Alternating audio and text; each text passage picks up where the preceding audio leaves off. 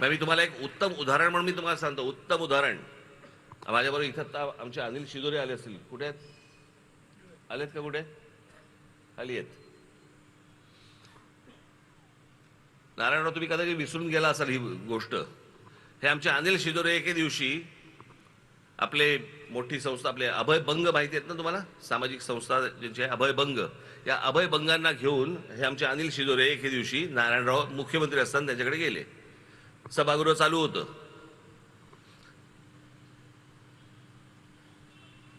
आणि बालमृत्यू, कुपोषण या विषयामध्ये अभय बंग त्यांना भेटायला गेले. त्याला हे आमचे अनिल शिदोरे बरोबर होते.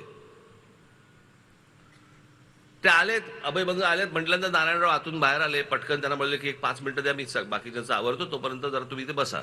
झालं. त्याच्यानंतर ते बसले आणि नारायणरावांनी त्यांचं ऐकायला सुरुवात केली. बालमृत्यू, कुपोषित बालक हा विषय अभय बंग नारायणरावांना समजून सांगत होते. नारायणराव ऐकत होते. विरोधी पक्ष असतो ना, विरोधी पक्ष नेते असताना. दुसऱ्या दिवशी नारायणरावांनी सभागृहामध्ये जाऊन जे भाषण केलं, तो जो विषय ज्या प्रकारचा मांडला, यांना शिदोरेंना अभय बंगांनी सांगितलं की म्हणे मी ते भाषण ऐकताना मला असं वाटलं की हे आपल्या संस्थेचे सभासद आहेत की काय. मी 15 मिनिटं त्यांच्याशी बोललो, पण त्यांनी तास दीड तासाचं तिथे सभागृहामध्ये चिडीचूप, सभागृह अख्खा चिडीचूप. आणि नारायणराव तिकडे त्या कुपोषण या विषयावरती बोलतायत, बालमृत्यू या प्रकरणावरती बोलतायत. एखादा विषय समजून घेणं,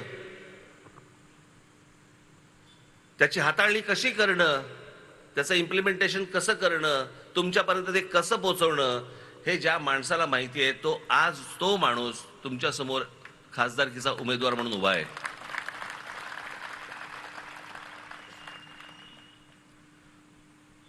माझी सिंधुदुर्ग आणि रत्नागिरीच्या माझ्या सर्व माता भगिनींना माझी विनंती आहे, हात जोडून विनंती आहे, त्यांना निवडून द्या, ही तर विनंती आहे. पण तुम्हाला एक प्रश्न पण आहे. नुसताच बाकड्यावर जाऊन बसणारा खासदार पाहिजे का केंद्रामध्ये मंत्री होऊन कोकणाचा विकास करणारा तुम्हाला उमेदवार पाहिजे?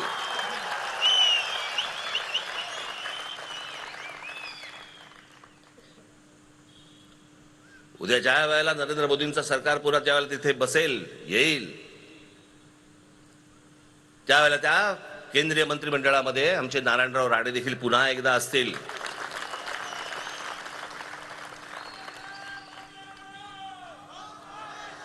या कोकणा संदर्भातल्या माझे जे काही मत आहेत, माझी जे काही स्वप्न आहेत, मला जे काही म्हणायचं आहे, मी अनेक गोष्टी त्यांच्यापर्यंत पोहोचवणार. आणि त्यांच्याकडे गेल्यानंतर ए बाबा रे, माझ्याकडनं काम नाही होऊ शकत, असं होऊ शकत नाही, त्यातनं ते मार्ग काढणार.